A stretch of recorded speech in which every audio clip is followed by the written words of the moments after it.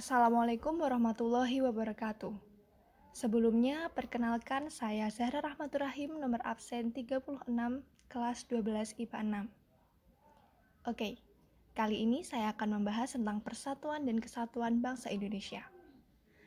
Kalian tentunya sudah tahu dengan adanya persatuan dan kesatuan, bangsa Indonesia akhirnya bisa merdeka. Nah, tugas kita sebagai generasi penerus bangsa adalah mempertahankan kemerdekaan ini. Tentunya dengan menjaga persatuan dan kesatuan bangsa. Kalian tahu, saat ini rakyat Indonesia telah mengalami masalah yang menyebabkan menurunnya rasa persatuan dan kesatuan. Kira-kira bagaimana ya agar kita dapat mempertahankan persatuan dan kesatuan ini? Nah, sebelumnya mari kita bahas terlebih dahulu tentang konsep, ciri-ciri, karakteristik negara kesatuan, serta persatuan dan kesatuan bangsa dari masa ke masa. Konsep negara kesatuan.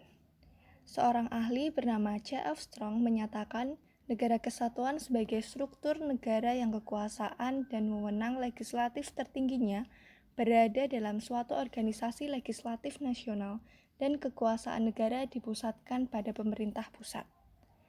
Menurut Suhino, ia menjelaskan bahwa negara kesatuan adalah negara yang tidak tersusun dari beberapa negara, melainkan hanya terdiri atas satu negara.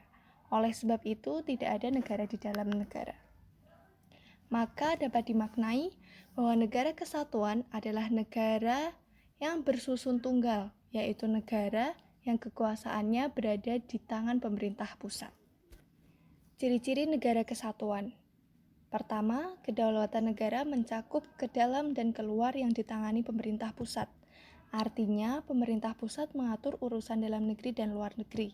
Contoh, pemerintah pusat yang mengatur urusan dalam negeri yaitu pemerintah pusat mengeluarkan kebijakan untuk ditaati semua daerah. Sedangkan mengatur urusan luar negeri seperti melakukan kerjasama dengan negara lain. 2. Negara hanya mempunyai satu undang-undang dasar, satu kepala negara, satu dewan menteri, dan satu dewan perwakilan rakyat. Contoh, Indonesia punya satu konstitusi, yaitu UUD NRI 1945, dan juga satu kepala negara yaitu presiden. 3. Hanya ada satu kebijakan yang menyangkut persoalan politik, ekonomi, sosial, budaya, serta pertahanan dan keamanan. Contoh, kebijakan tentang keamanan negara hanya diatur oleh pemerintah pusat. Karakteristik Negara Kesatuan Republik Indonesia.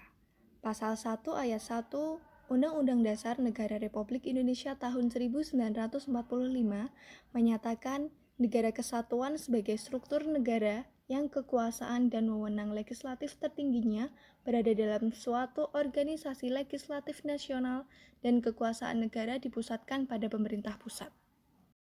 Pasal 25A Undang-Undang Dasar Negara Republik Indonesia tahun 1945 menentukan bahwa Negara Kesatuan Republik Indonesia adalah sebuah negara kepulauan yang berciri Nusantara dengan wilayah yang batas-batas dan hak-haknya ditetapkan oleh undang-undang. Persatuan dan kesatuan bangsa Indonesia terbagi menjadi 4 masa, yaitu masa sebelum proklamasi, Orde Lama, Orde Baru, dan Reformasi.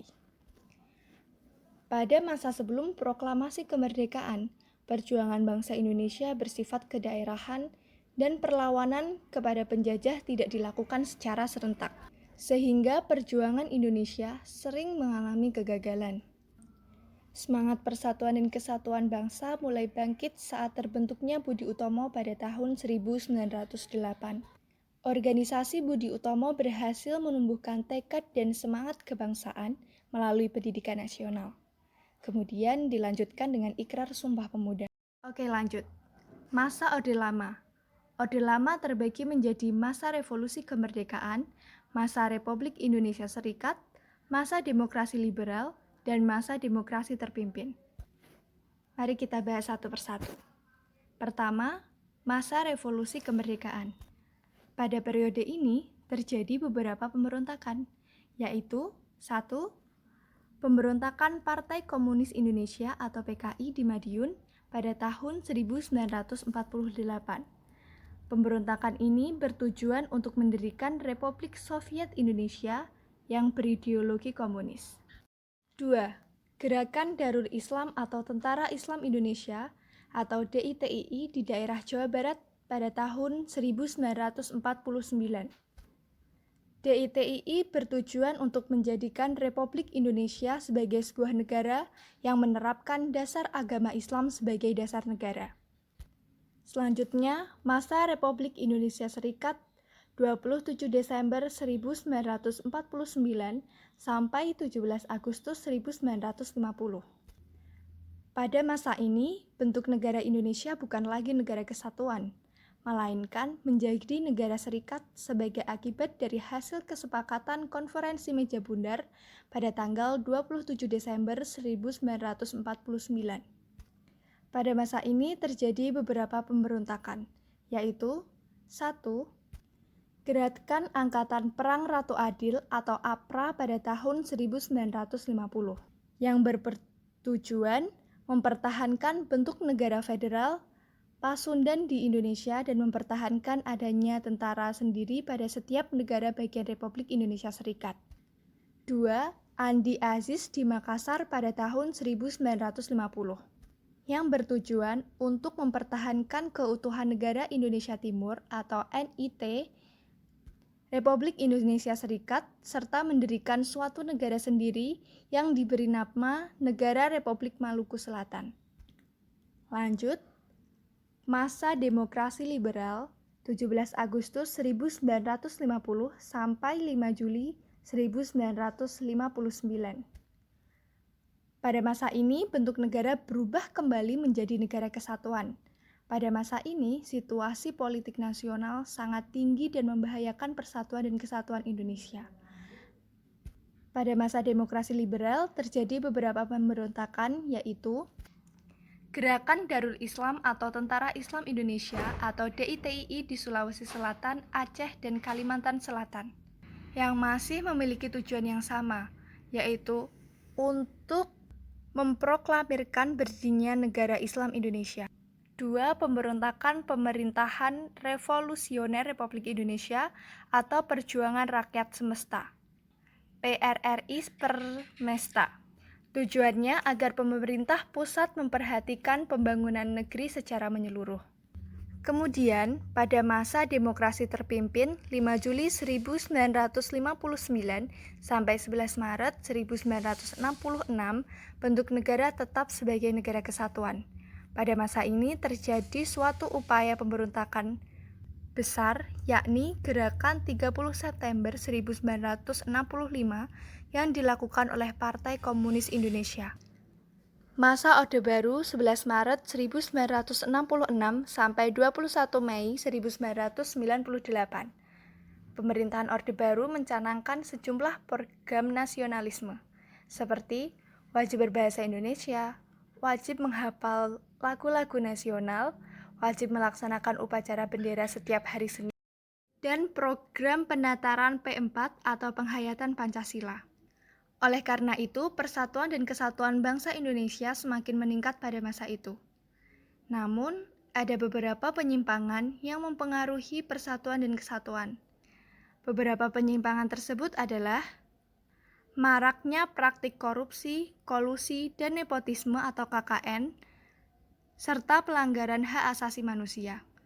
Akibatnya, Indonesia kemudian mengalami krisis di berbagai bidang yang menyebabkan pemerintahan Soeharto jatuh pada 21 Mei 1998 setelah berkuasa selama 32 tahun di Indonesia.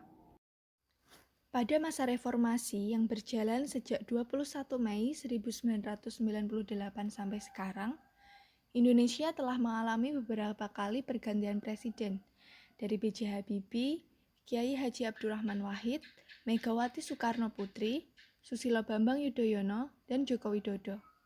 Pada masa ini dilakukan 4 kali amandemen atau perubahan terhadap Undang-Undang Dasar Republik Indonesia tahun 1945 untuk menciptakan pemerintahan yang lebih baik lagi dan tetap menjaga persatuan dan kesatuan bangsa. Namun, ada beberapa masalah yang menunjukkan menurunnya rasa persatuan dan kesatuan bangsa Indonesia. Masalah-masalah tersebut sebagai berikut. 1. Menurunnya rasa persatuan dan kesatuan bangsa. 2. Sering terjadi perkelahian antar kelompok dan antar suku bangsa di Indonesia. 3. Semakin banyak berdirinya organisasi kedaerahan. 4. Berkembangnya isu-isu yang berkaitan dengan SARA. Dan terakhir, maraknya tawuran antar warga atau pelajar. Mengerikan sekali bukan? Rasa persatuan dan kesatuan bangsa kini telah menurun. Padahal, kalian tahu sendiri, persatuan dan kesatuan ini sangatlah penting untuk mencapai cita-cita bangsa Indonesia. Dengan persatuan dan kesatuan, bangsa Indonesia mampu menyelesaikan banyak masalah. Salah satunya kita berhasil menurunkan angka COVID di Indonesia. Lalu, bagaimana caranya agar persatuan dan kesatuan ini tetap terjaga? Hal pertama yang harus kalian lakukan adalah tanamkan rasa itu pada diri kalian masing-masing. Jauhkanlah diri kalian dari sifat individualis. Lalu, kalian dapat menanamkan sikap-sikap dalam kehidupan sehari-hari untuk menjaga persatuan dan kesatuan. Contohnya adalah saling toleransi antar umat beragama, tidak membeda-bedakan teman berdasarkan ras, suku, dan agama, selalu menanamkan sikap gotong royong, menyelesaikan masalah dengan musyawarah mufakat, saling tolong-menolong kepada sesama, tidak egois, dan masih banyak lagi cara untuk mempertahankan persatuan dan kesatuan bangsa. Sekian dari saya. Apabila ada kesalahan, saya mohon maaf. Wassalamualaikum warahmatullahi wabarakatuh.